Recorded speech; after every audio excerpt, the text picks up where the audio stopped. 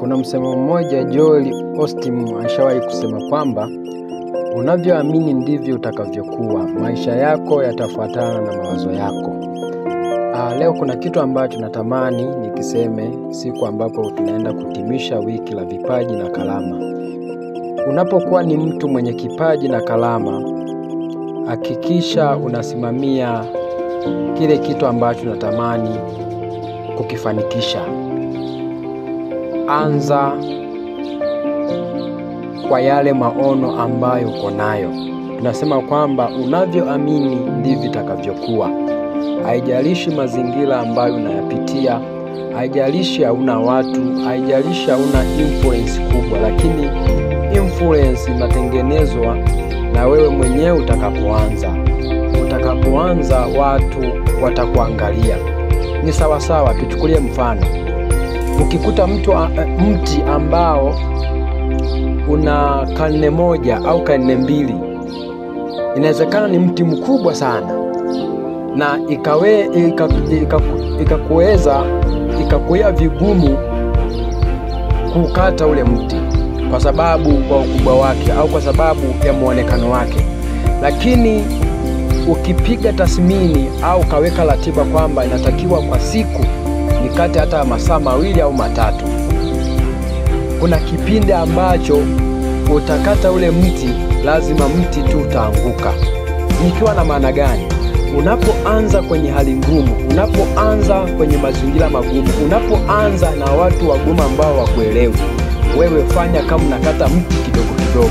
Unakata kidogo kidogo, kesho kakata kidogo kidogo, basi hata ule wigo wa kuwa na experience au kusema kwamba uzoefu wa kuifanya, na mwisho wa siku utakuja kutoboa na kuangusha ule mti, kwa sababu utakuwa umetumia muda sahihi na umetumia ratiba sahihi na umetumia wakati sahihi kukata ule mti. Na ndio maana tunapotafuta mazingira, tunapotafuta kalama zetu ziende mbali, tunapotafuta vipaji vyetu viende mbali, lazima tuanze kwa mazingira tulionayo. Hakuna mazingira ambayo yatakuja pasina na wewe kuyaandaa. Lazima kwanza wewe uyaandae, lazima wewe kwanza uyasimamie, lazima wewe utengeneze mazingira. Kitu cha msingi ambacho natamani kushauri kupitia kalama na vipaji: tengeneza mahusiano vizuri na watu. Cha kwanza, tengeneza mahusiano yako kuanzia nyumbani kwa wazazi wako. Tengeneza mahusiano kuanzia pale ulipozaliwa. Tengeneza mazingira kuanzia kwa wadogo zako, kwa wazazi wako, kwa watu wako wa karibu, marafiki zako. Tengeneza mazingira sahihi, hata kama hawaendani na kile kitu ambacho unakifanya, lakini tengeneza mazingira ya urafiki karibu nao. Kwa hiyo ukisha tengeneza ile empire ambayo unaanza, ambapo unatokea, kwa hiyo itakuwa vizuri. Wale watu ambao utaishi nao wataanza kukuona kwamba wewe una faida kubwa na wataanza kukuombea. Lakini pia hata watu ambao watakutana nao watakauliza, kwa sababu ni watu ambao wapo karibu na wewe, watakupa sifa ambazo ni kweli zitakuwa ni za kweli na zimenyoka. Kwa hiyo tengeneza mahusiano vizuri na watu, tengeneza mahusiano na watu ambao wanafanya kitu kama hicho ambacho unachokifanya. Kwa hiyo vitu vyote ambavyo vinatakiwa vije kwako lazima vitengeneze kwa kutumia akili. Kaa chini, tafakari. Wiki hii tulikuwa wiki ilikuwa ya kalama na vipaji, tukiwa tunagusia masuala ya kalama na vipaji.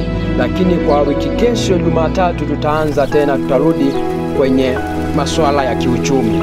Na kukaribisha sana kwenye grupu langu la Lua Group, utapata maarifa kuhusiana na uchumi. Kwa hiyo tuna ratiba kamili kwamba kwa mwezi tunatamani kila wiki, kwa sababu leo ndo tumefikisha mwezi mmoja tangu tuanze hili grupu. Kwa hiyo tunapofikisha mwezi, tunajua kwamba tumegusa vipengele 4 kwa kila wiki, kimoja. Kwa hiyo wiki ijayo nakukaribisha katika grupu langu la Lua Group ambalo linahusisha masuala ya motivational, kutoa hamasa kwa vijana, kuwafundisha namna gani ya kuenenda. Hata kwa wewe, hata kama sio kijana lakini ni mzee, unatamani hata watoto wako wasikilize, watoto wako waendane na ulimwengu wa sasa hivi, lazima utajifunza vitu vingi. Kwa hiyo pia nina grupu lingine ambalo nitalianzisha mwezi wa 7 ambayo itakuwa ni masuala ya kiroho. Kwa hiyo nakukaribisha sana mwezi wa 7 itakapofika, basi ukapate kuwa wa kwanza kuadiwa katika hilo grupu, kwa sababu mafanikio bila nafsi, mafanikio bila roho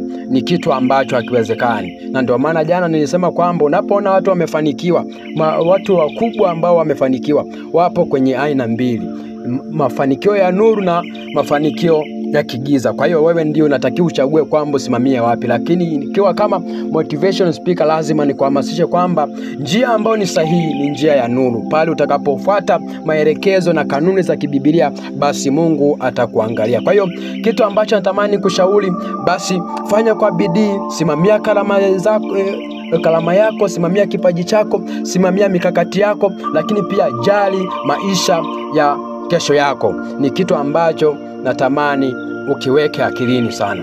Asante sana. Basi kwa kalama na vipaji tutakutana wiki ya 3 baada ya wiki 3 kupita hapa katikati. Mungu akubariki na nakutakia uwe na wakati mwema. Asante sana.